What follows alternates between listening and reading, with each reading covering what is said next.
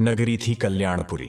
नाम में कल्याण, पर असल में यहां बसती थी अभावों की काली छाया। टूटी सड़कों, अधूरी दीवारों और सूखे कुओं के बीच जिंदगी हर दिन जूझती थी। यहां सपने भी सस्ते थे, क्योंकि किसी के पास उन्हें खरीदने की फुर्सत नहीं थी। इन्हीं धूल भरी गलियों में घूमता था रामू, एक भिखारी जिसके फटे कपड़ों में गरीबी झलकती थी, पर आंखों में कुछ और था। न दर्द की चीख, न शिकायत की लपट, बस एक अटूट विश्वास जो उसे रात दिन मुस्कान बख्शता था। लोग कहते, पागल है, किस बात पर हंसता है ये, पर रामू हर बार बस मुस्कुरा देता। श्याम बाबा है ना, सब ठीक करेंगे। हर सुबह वो मंदिर के बाहर बैठता, जो भी मिलता उसमें से थोड़ा हिस्सा बाबा के नाम पर रख देता। भूखा रहता, पर उनका दिया बुझने नहीं देता। कभी किसी की मदद करता तो कहता, ये मेरा नहीं, श्याम बाबा का कर्म है। किसे पता था कि यही मासूम सा विश्वास एक दिन किस्मत का रुख बदल देगा। वक्त बदलेगा, किससे बदलेंगे, और कल्याणपुरी के लोग उस भिखारी को राजा रामू कहकर पुकारेंगे।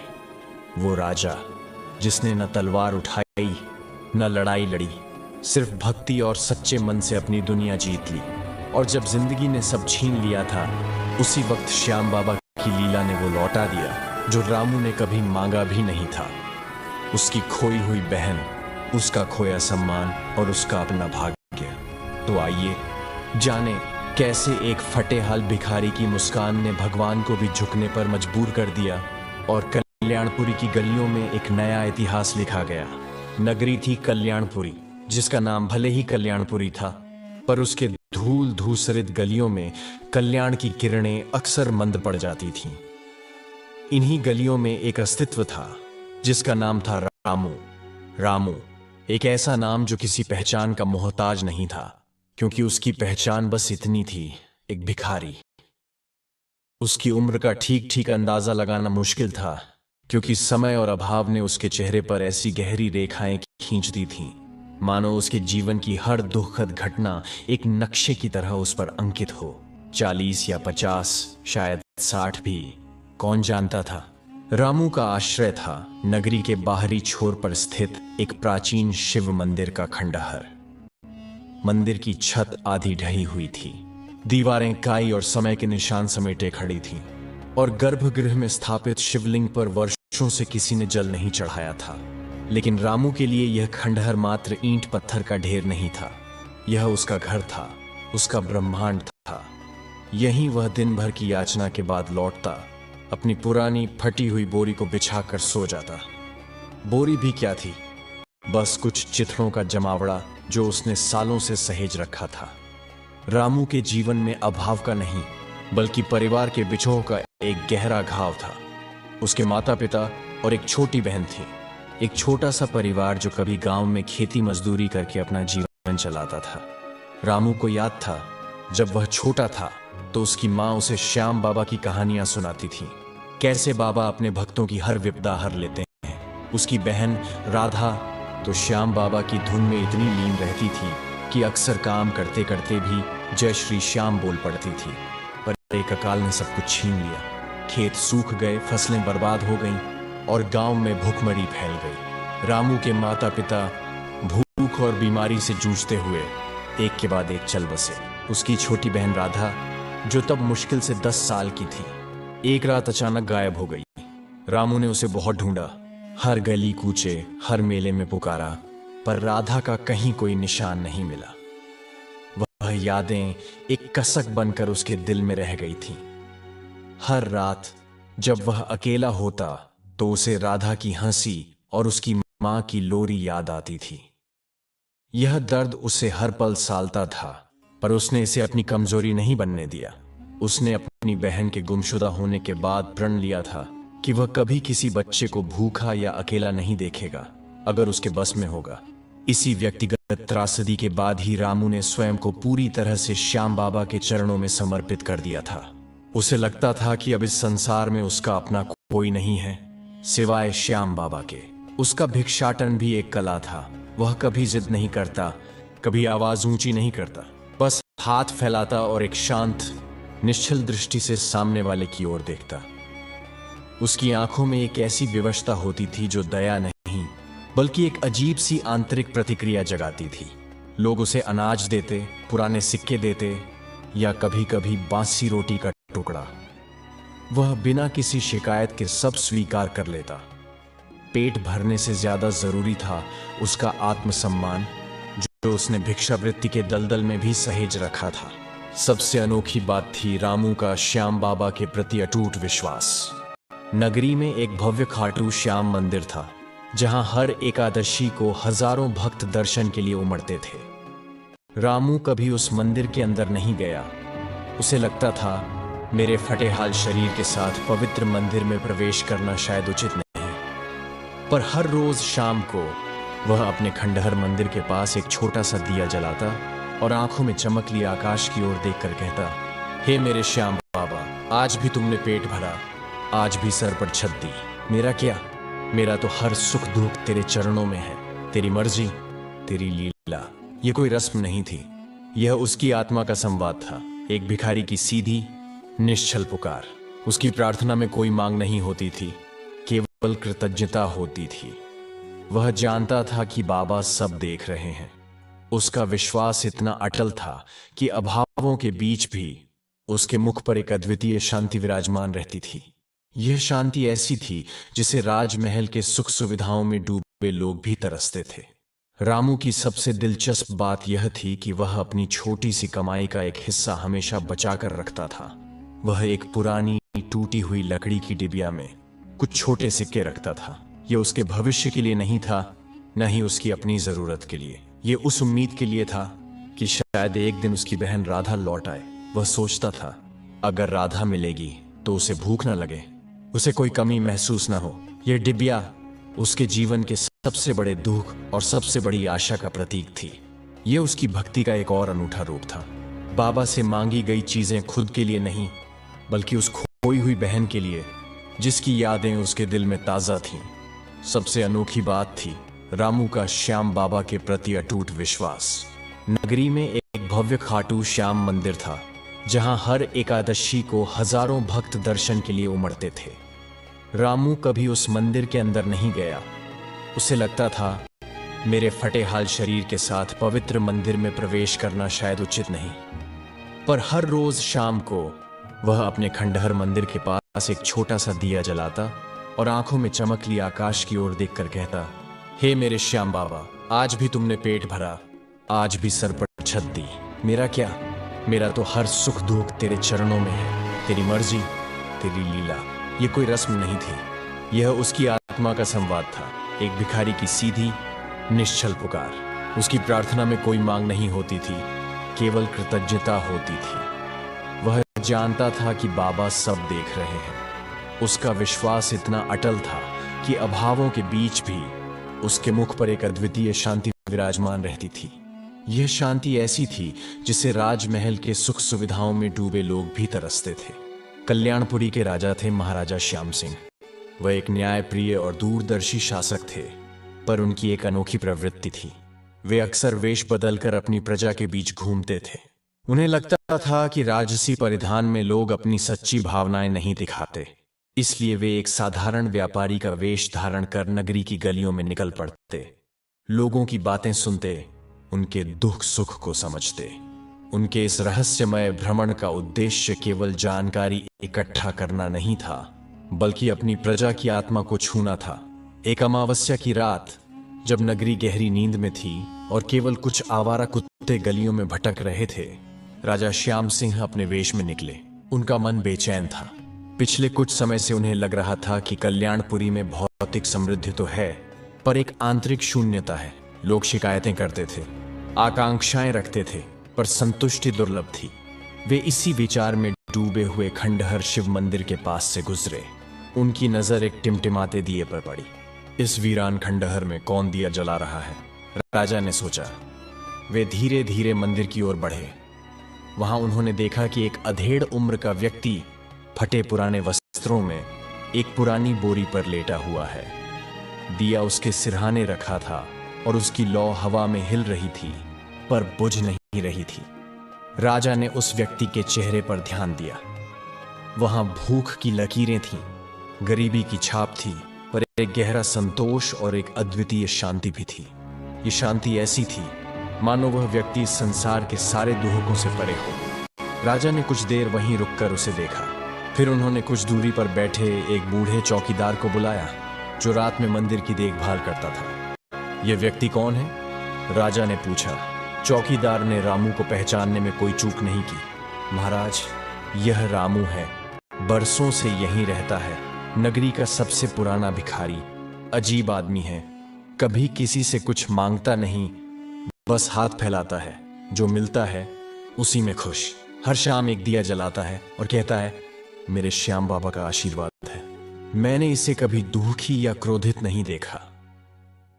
चौकीदार की बातें सुनकर राजा श्याम सिंह के मन में कई विचार कौंध गए।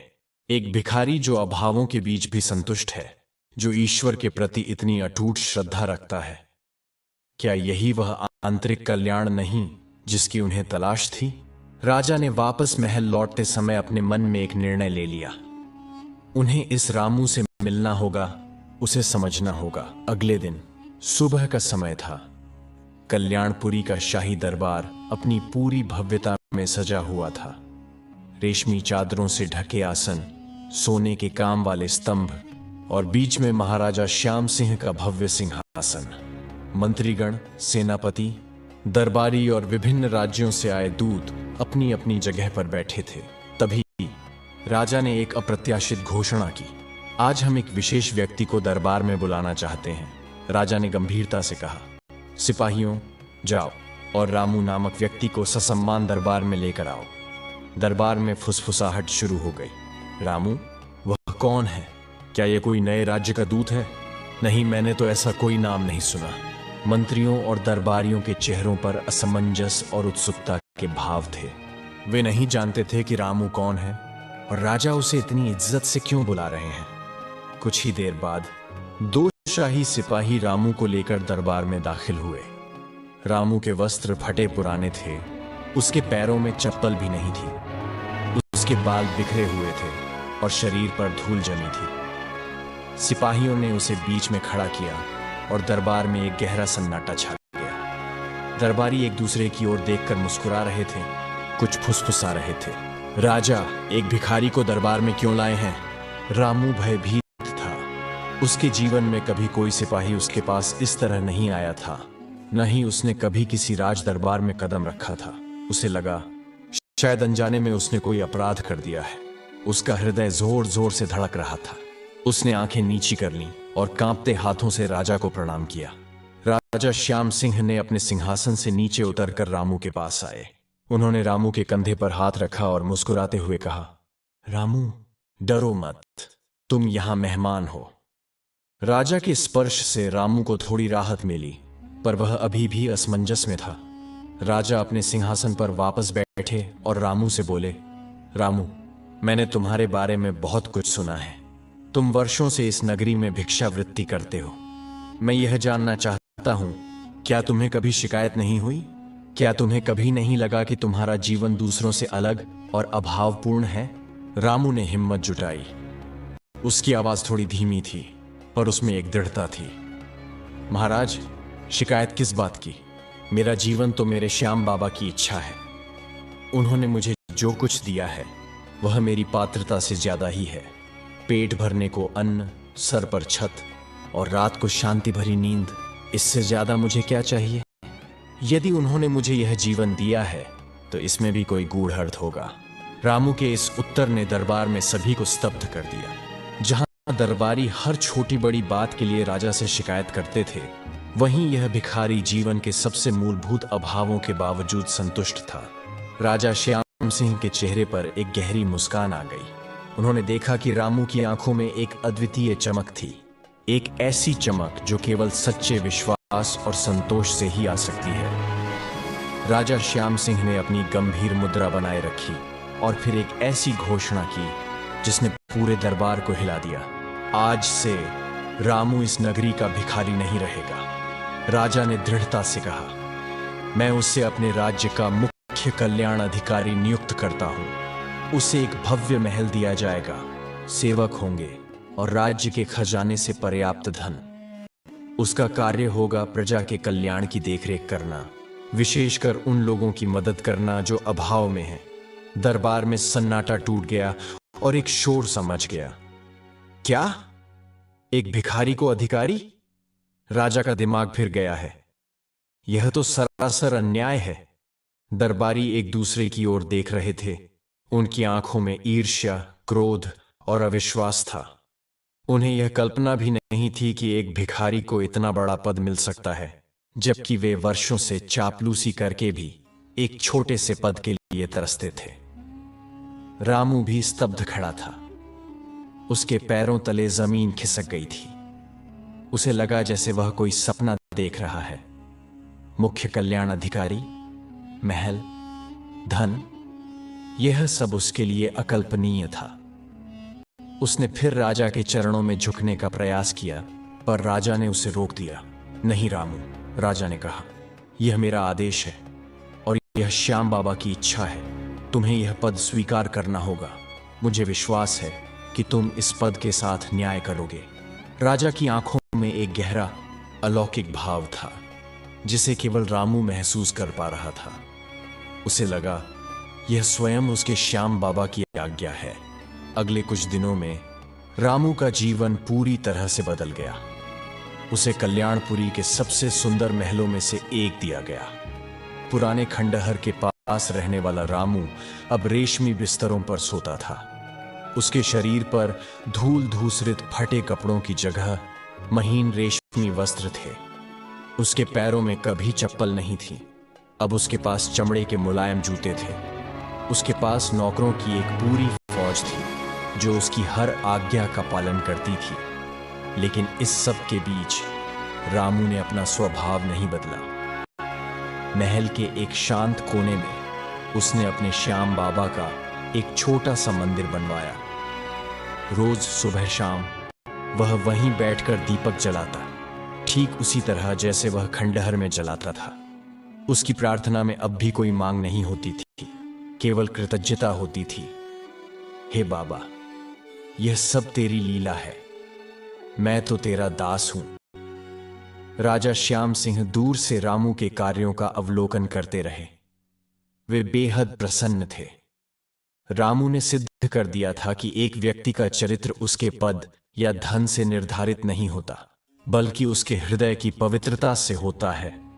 मंत्रियों ने कई बार रामू की शिकायत की, यह कहते हुए कि वह राजकोष का दुरुपयोग कर रहा है, पर राजा श्याम सिंह ने हर बार उनकी बातों को अनसुना कर दिया।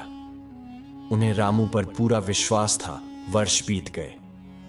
रामू ने मुख्य कल्याण अधिकारी के रूप में कल्याणपुरी को नई ऊंचाइयों पर पहुंचा दिया था।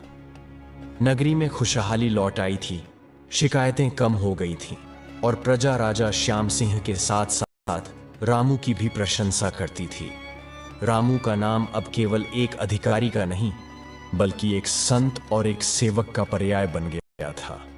एक दिन राजा श्याम सिंह ने अपने दरबार में एक विशेष सभा बुलाई। दरबार में भीड़ थी और सभी के मन में उत्सुकता थी कि आज राजा क्या घोषणा करने वाले हैं। राजा श्याम सिंह ने अपने सिंहासन पर बैठे हुए रामू को अपने पास बुलाया। रामू, राजा ने कहा, तुमने अपनी सेवा से कल्याणपुरी का भाग्य बदल दिया है। तुमने सिद्ध कर दिया कि सच्चे हृदय से किया गया कार्य कितना फलदायी हो सकता है।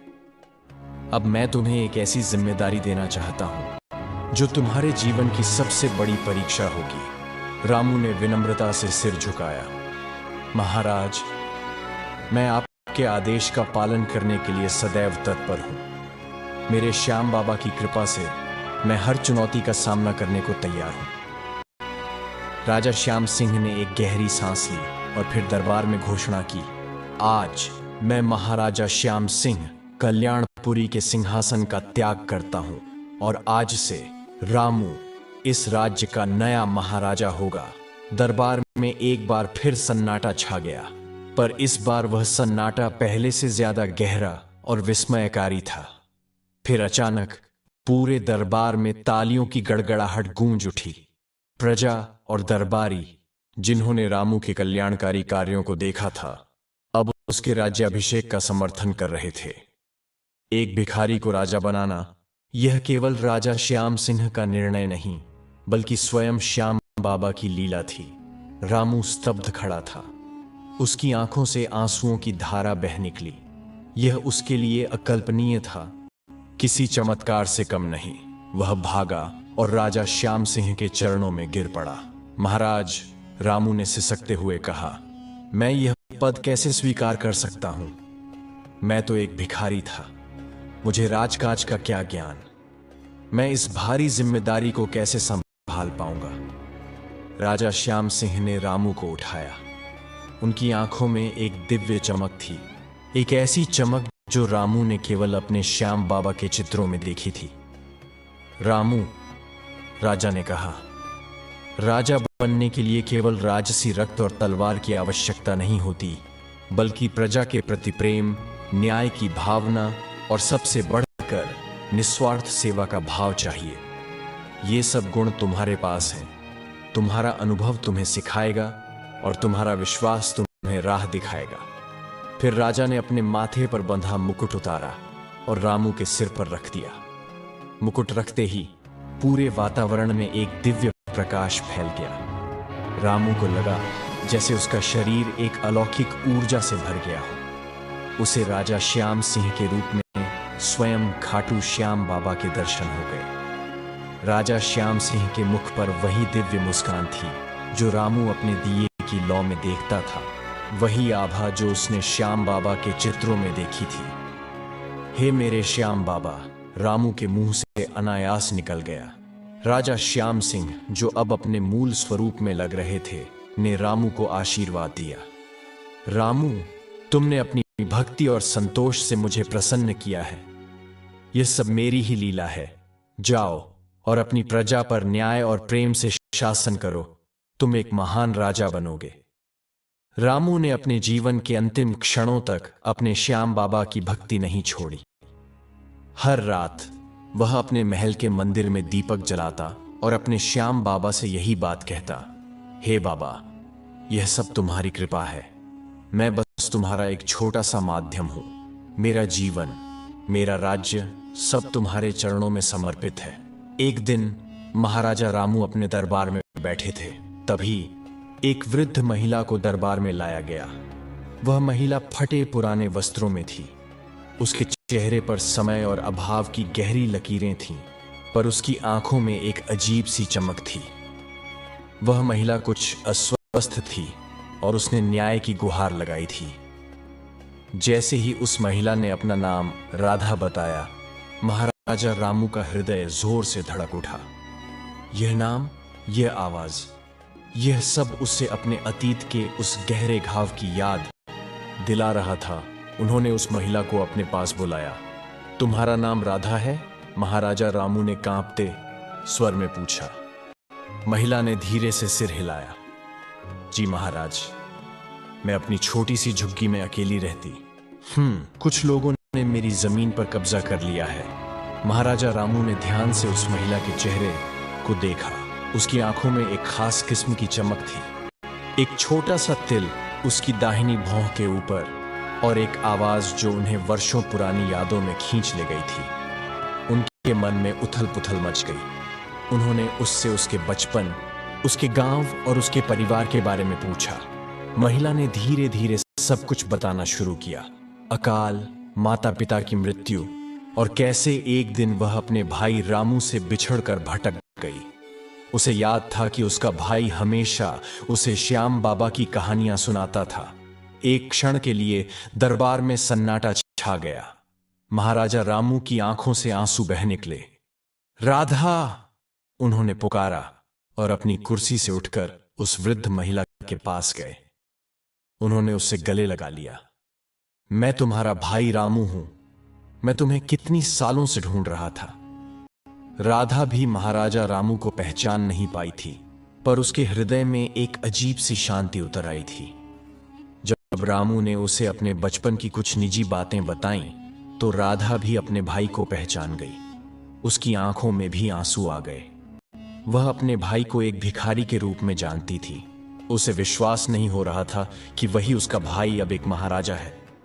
श्याम बाबा ने उनके बिछड़े हुए परिवार को एक चमत्कार के रूप में वापस मिला दिया था। महाराजा रामू ने अपनी बहन को अपने महल में रहने के लिए आमंत्रित किया। उन्होंने उसे सम्मान पूर्वक रखा और सुनिश्चित किया कि उससे जीवन में कभी कोई कमी न हो। राधा ने भी अपने भाई के साथ रहकर उसके कल्याणकारी कार्यों में अपना योगदान दिया। वह अक्सर कहती थी, मेरे भाई को श्याम बाबा ने जो कुछ दिया है वह उसके विश्वास और उसके प्रेम का फल है। रामू की वह पुरानी लकड़ी की डिबिया जिसमें वह राधा के लिए पैसे और अनाज बचाता था, आज भी उसके महल के मंदिर में रखी थी, एक अमर प्रतीक बनकर। महाराजा रामू ने अपने उत्तराधिकारी को बुलाया और एक अंतिम संदेश दिया, हमेशा अपनी प्रजा को अपने परिवार का हिस्सा समझना, उनके सुख दुख को अपना सुख दुख समझना और सबसे बढ़कर उस परम शक्ति पर विश्वास रखना जिसने मुझे एक भिखारी से राजा बनाया और मेरी खोई हुई बहन को मुझसे मिलाया। वह शक्ति ही तुम्हें सही मार्ग दिखाएगी। और इस तरह महाराजा रामू ने शांति से अपने शरीर का त्याग किया और उनके मुख पर वही चिरपरिचित मुस्कान और शांति थी जो उनके भिखारी जीवन में भी थी। उनके देहांत के बाद कल्याणपुरी में उनके नाम पर कई धर्मशालाएं, पाठशालाएं और मंदिर बनवाए गए। उनकी कहानी पीढ़ी दर पीढ़ी सुनाई जाने लगी। एक ऐसे भिखारी की कहानी जिसने अपनी भक्ति और संतोष से स्वयं भगवान को प्रसन्न कर लिया और एक राजा बन गया, और जिसे जीवन के अंत में उसका खोया हुआ परिवार भी श्याम बाबा की कृपा से वापस मिल गया। कल्याणपुरी में आज भी जब कोई अभावग्रस्त व्यक्ति किसी चमत्कार की उम्मीद करता है तो वह आकाश की ओर देखकर फुसफुसाता है, हे श्याम बाबा, रामू पर तुमने कृपा की थी, मुझ पर भी करो। और यह विश्वास जो रामू ने अपनी जिंदगी से स्थापित किया था, सदियों तक कल्याणपुरी की आत्मा में जीवित रहा। यह कहानी केवल एक व्यक्ति के उत्थान की नहीं थी, बल्कि यह विश्वास की शक्ति, संतोष के महत्व और ईश्वर की असीम कृपा की एक अमर गाथा थी, जिसे कल्याणपुरी की हर गली, हर घर में आज भी बड़े प्रेम से याद किया जाता है।